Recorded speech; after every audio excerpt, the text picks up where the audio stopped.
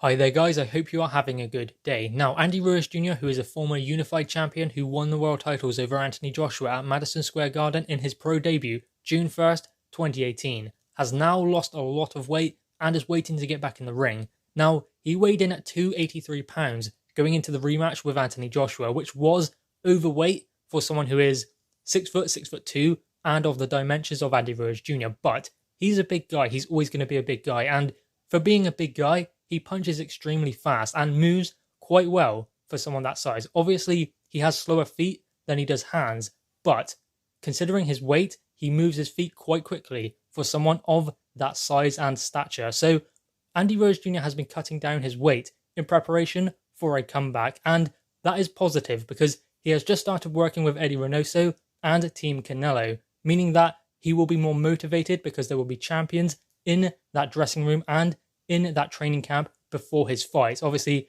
Canelo world champion, Andy Ruiz Jr. has all the right minds and people around him in order to get back to the top of the heavyweight division. In fact, he's never really gone away from that. He's still considered by many a top 5 heavyweight. So Andy Ruiz Jr. doesn't have that far to go in order to get back to the top. He just needs one big win. And who could that big win be against? Well, there are many opponents that he could face, and Martin Bakole could be a good choice for Andy Ruiz Jr., although he is a B-level opponent. I believe that a good fight for Andy Ruiz Jr. to come back in would be Michael Hunter. I don't believe that he will step in with someone like that straight away, but I do believe that that would be a good opponent for Andy Ruiz Jr. to come back into the ring against, because I believe that Michael Hunter is gathering some good momentum in the heavyweight division. A good draw last time out against Alexander Povetkin, if that's a thing, but still, it was a good performance. He maybe took his foot off the gas a little bit towards the end, but Alexander Povetkin is a slow starter. He grows into fights, and he started to measure Michael Hunter's speed,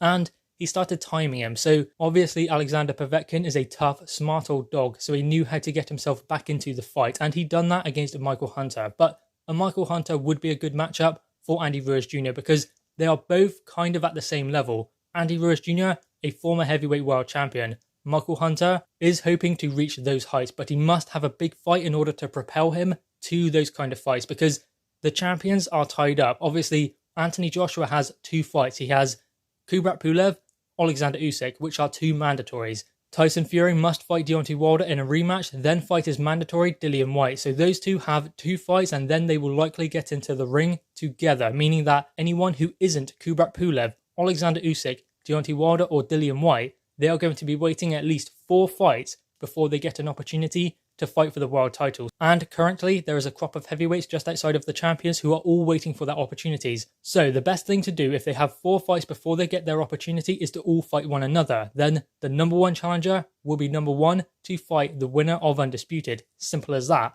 If they want to be known as number 1 challenger, if they want their opportunity in, say, 2022, because realistically that is the point where they will get it, then fight each other. Fight the other guys who are waiting just outside for their opportunity. Then they can propel themselves into that position as a mandatory, a number 1 challenger, and even a voluntary, because obviously they are recognized as the number 1 challenger to the undisputed heavyweight champ. So the best thing to do is to get in with one another, have a big tournament maybe to see who gets to fight the undisputed heavyweight world champion. Maybe they could do like a World Boxing Super Series for who gets to fight the undisputed champ.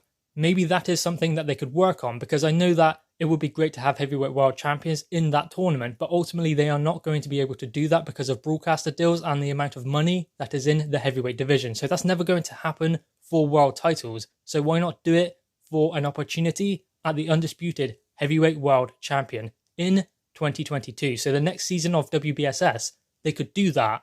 And then we as fans get some incredible fights, as well as having these undisputed fights, as well as having like Tyson Fury, Deontay Wilder 3, Tyson Fury, Dillian Whyte, Anthony Joshua, Alexander Usyk. We also get these incredible fights with the pool of heavyweights sitting just outside of the champions, waiting for their opportunity, like Andy Ruiz Jr. Anyway, guys, what are your thoughts on this? Make sure you leave your thoughts in the comments below, leave a thumbs up, and subscribe if you are new. Thanks, guys.